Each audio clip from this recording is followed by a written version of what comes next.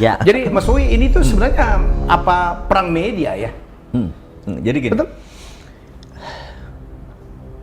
Kita ngelihat sejarah sebentar, 2012 Xi Jinping jadi ketua Partai Komunis Cina, kemudian 2013 dia menjadi presiden.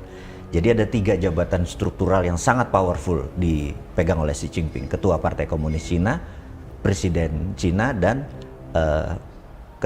panglima tertinggi dari People Liberation Army, PLA, gitu ya. Nah ini sangat powerful sekali, dan dia punya perdana menteri Li itu banyak sering berdebat. Berdua nih? Berdua. Perdana menterinya dia ini ya kayak kalau perdana menteri Indonesia kan kompak dengan presidennya. Kalau ini berbeda gitu ya. Nah, jadi pengen ketawa, guling-guling dulu lah. Terus. Salah satu konflik tertinggi yang terjadi sejak 2013 waktu itu Xi Jinping itu menggunakan strategi untuk menebas para koruptor, termasuk kompetitornya dia. Jadi mereka-mereka yang protege-nya Jiang Zemin itu banyak yang disikat sekalian dengan tuduhan korupsi gitu ya. Jadi hater di jabatan di Tiongkok itu sangat tinggi. Puncaknya adalah di 2020 sampai sekarang, di mana zero COVID policy-nya Xi Jinping ini terlalu keras. Terlalu keras ya. Terlalu keras. Apa-apa langsung lockdown. Apa-apa langsung lockdown. Dan ini membuat banyak sekali sakit hati, terutama konglo-konglo buatan Jiang Zemin. Jadi selama 30 tahun terakhir, Tiongkok itu hebat sekali karena menciptakan 1.100 bilioner dan 980.000 milioner. Itu world class loh. Gila nggak? Keren ya? Gitu. Oh iya, datanya dia. Nah, Xi Jinping ini di 10 tahun terakhir jabatan dia hanya menciptakan nggak sampai 100. Jiang Zemin yang paling berprestasi, termasuk Alibaba dan lain sebagainya. Jack Ma dan sebagainya ya. Iya kan, itu dan mereka ini memang menjadi batu apa ya, pain in the ass-nya Xi Jinping dengan polisinya dia, di mana dia ingin menjadi presiden seumur hidup. Di tahun 2018 dia membuat keputusan, bentar lagi Kongres Partai Komunis Cina nih November, dia membuat keputusan untuk presiden bisa seumur hidup.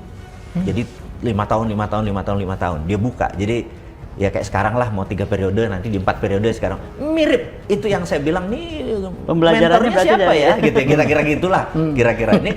Nah ini ngomong sekalian buat alarm ngebangunin teman-teman yang ini kita gitu. Nah di ributnya terakhir, yang ribut terakhir itu adalah Xi Jinping melakukan banyak sekali pemblokiran terhadap aset-aset diambil oleh negara. Ant Group-nya diambil, Ant Group-nya si Jack Ma itu diambilin semua, lebih dari kali 50 bilioner asetnya diambil.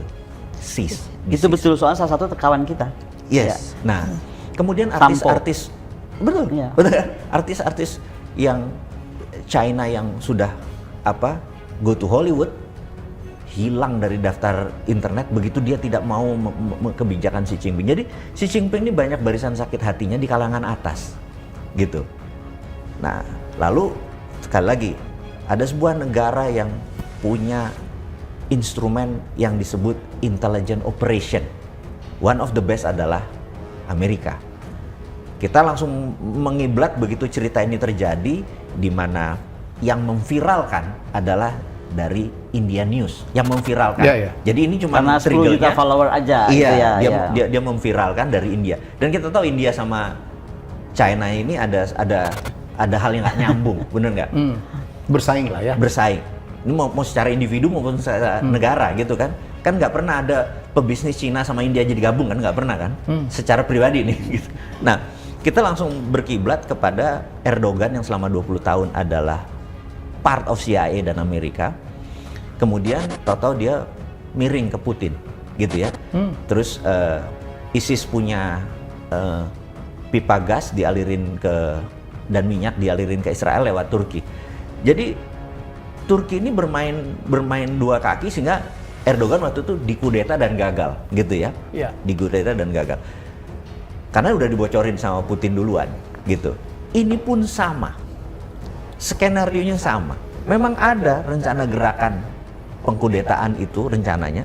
Tinggal sekarang kita ada hari yang menarik, kapan momennya diambil.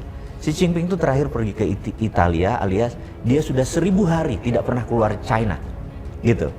Baru kemarin keluar ke Asia Tengah, ada rapat, dalam 16 jam dia balik lagi, karena ada gerakan. Oh. Waktu landing pun dia langsung dikawal sama tentara. Itu true, ada videonya, ada segala macam. Pertanyaan ini tentara pro Xi Jinping apa tentara yang kan home arrest Xi Jinping? Karena mengenai home arrest ini bentar lagi Trump akan dilakukan penahanan di rumah juga nih. Di rumah juga iya. nih. Ini menarik nih yang terjadi karena Trump adalah calon berat di 2024 gitu. Jadi dia Jadi belum cukup ngecak-ngecak rumahnya nih. Betul. Di Ya? Mar-a-Lago ini Wah. lagi diacak-acak nih gitu. Jadi ini menarik nih dunia. Nah, sengaja kok kena Bosman nih kalau ngomong kok dunia terus. Itu hanya bentuk sindiran bahwa daripada ngomongnya begini kita ngehook aja begini. Karena suatu hari bisa terjadi seperti tadi Bu Kony bilang bahwa nanti ini Twitter di-tweet karena algoritmanya siapa yang megang? Ya. Bener nggak? Toto ada kok masuk tempat kita kan gue nggak nge-like dia atau nggak follower dia tapi masuk. Iya. Nah hal itu by design. Sekali lagi di dunia ini, di dunia intelligent operation itu no surprises. Jadi semua tuh by design gitu. Nggak ada ujuk-ujuk. Jadi berita ini kenapa dibawa sehingga diharapkan di Tiongkok terjadi pergerakan di bawah. Dan Lee sebagai orang nomor 1 nanti lihat siapa yang dipenggal nih. Kalau mendadak Lee perdana menterinya bukan Xi Jinping ya, Lee perdana menterinya dan petinggi-petinggi militer yang mendadak dihukum pancung dan lain sebagainya. Karena sekarang baru ini ada 3 orang yang dieksekusi kan. Atau hilang, bukan dipancung juga ya. Nah, atau Xi Jinpingnya kalah di November 2022. Cuman itu aja. Nah, kalau itu terjadi, Indonesia harus gimana? Itu Ini kan? yang menarik. Iya kan? Nah, gitu pendapat saya itu dulu deh. Oke.